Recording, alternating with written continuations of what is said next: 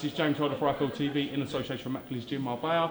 I'm at the Leeds First Direct Arena today. We've just witnessed an absolutely cracking fight, to be honest. Probably the best 120-108 I've ever seen. It was alright. It was alright. It was competitive, wasn't it? Yeah, it was a lot of close rounds, but Shut out.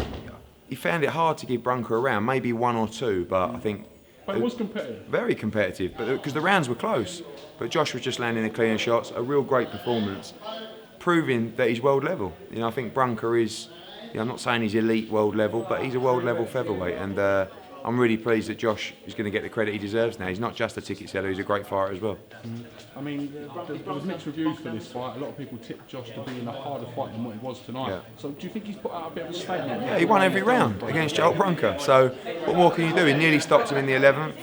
But, you know, it was a statement. It was a real statement, and, you know, great performance. How far are we from seeing him in a world title fight? In your I think opinion? one more fight, and then he'll be ready for the world title. And will that be the WBC route, or is it the option Well, I to think fight Selby for the IBF? the easy one to make is Lee Selby. You know, he'll defend against Montiel October the 14th, Sky Sports, and then perhaps in Arizona. And then one more, and then I think Ellen Road next year. I think they both fancy the fight. I think it's a chance to make history in the city. You know, he's going to run out of fights to take, Josh. You know, probably one more, maybe two more, and then you've got to go for the world title. How big would that fight be in Ellen Road? Does the lot.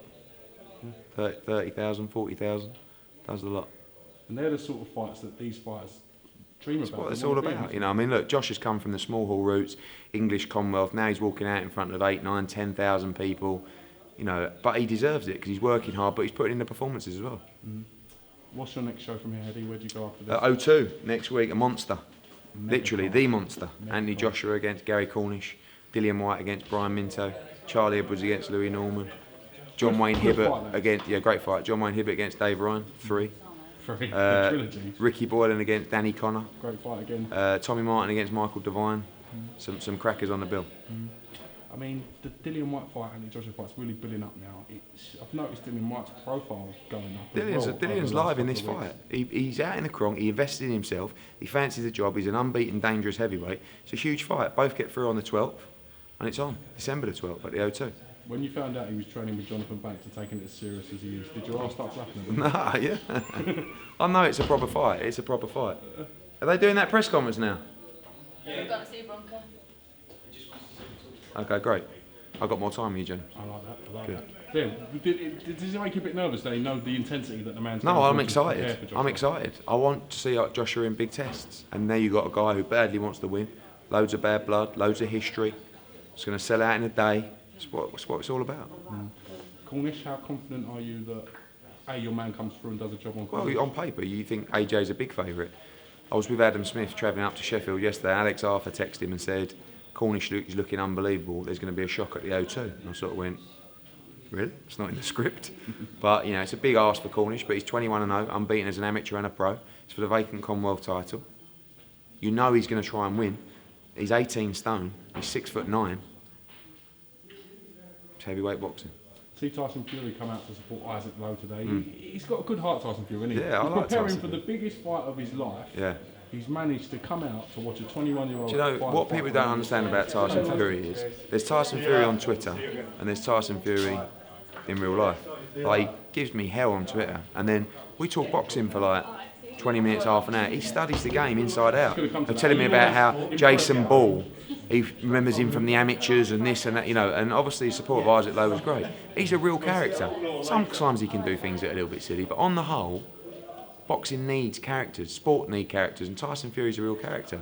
How pleased are you to have the box office of the Of course, it's massive. You know, it's a huge night of boxing.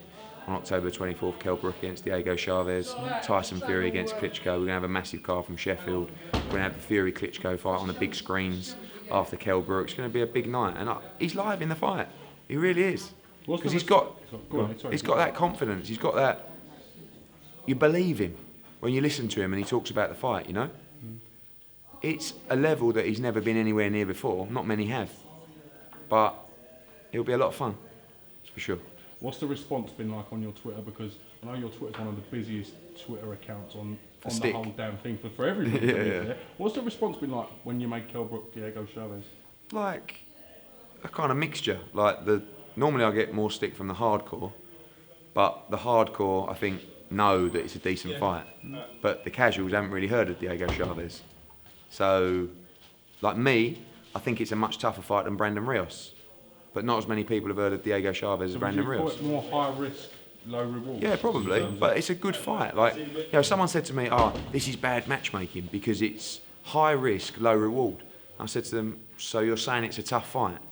Yeah, it's a very tough fight, but I don't think you'll get the credit. Forget the credit. It's a tough fight. Yeah. Now this is a guy drew with Tim Bradley. Yeah, I was actually there. It was a good fight. Yeah, Bradley won the fight, you know, in my opinion. But he was ahead against Rios on the cards until he decided to like nut him and elbow him. Yeah. And then he was giving Thurman hell. So this is, in my opinion, I said the other day, I think this is the toughest fight of Kell Brook's career, and I honestly think he's a tougher fight than Sean Porter. And he's dirty, he's dangerous, he can bang. And like you say, it's a banana skin, because a lot of people are saying, oh yeah, Diego Chavez, routine defence. Not routine defence, tough fight. Will we, after if he comes through this, will we then have the saga of Hearn, Brook? We see the saga all the time. I mean, you know, we talked about the Bradley fight, you know, and people said, oh, I thought you were going to make the Bradley fight. The time has to be right, you know, with this pay-per-view and obviously the split cards, we weren't able to bring Bradley over. And Bradley's fighting Rios, it looks like. We'll have the winner, thank you very much. And, you know, there's plenty of fights out there for him, but Chavez is a really big step up. You know, Jojo Dan and Frankie Gavin. Dan was the mandatory, no choice. Frankie Gavin was 5 or 6 weeks later. It was added to a pay-per-view card. 2 Brits fighting for the world title. And now he's fighting Diego Chavez, so the step up is huge. So you'll see Kell Brook in the big fights, and we want to make those big fights here. Everyone's like, send him to America. I don't want to send him to America. Have some big fights in the UK, thank you, and you'll get them too.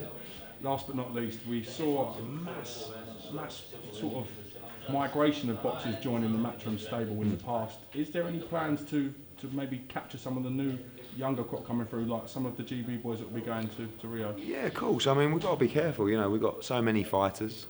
Got a 6-year deal with Sky, exclusive deal, 24 shows a year. So we're in a great position. We've just signed a load of young fighters: Reece Bellotti, Ted Cheeseman, Jake Ball, Lucian Reed, Callum Johnson, Marcus Morrison. You know, these are the guys coming through. We've got a lovely mixture of guys who have been developed and are ready for those big fights now.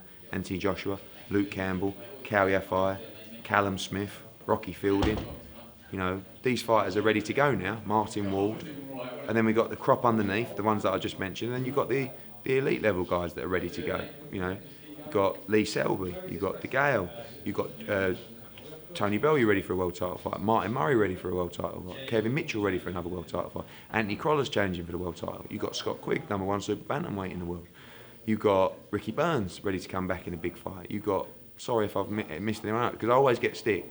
Someone will tweet me going, you didn't mention him, I knew you didn't care about him. You've got Josh Warrington coming up, ready to fight for a world title. So it's a great time, we've got a huge stable. All right, well listen, I'm not going to take up too much time because you've got the press conference to do on that. Yep. Appreciate you giving me an eye. Thanks for coming, James. Time, mate.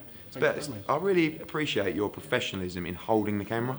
Coogan's like, and it's like shaking about, and then it's like, I know it is, yeah. And he's breathing. All right? You wouldn't even spend too much time. I know. Cut this off. Cheers, Ed. Cheers, mate. See you soon. All right.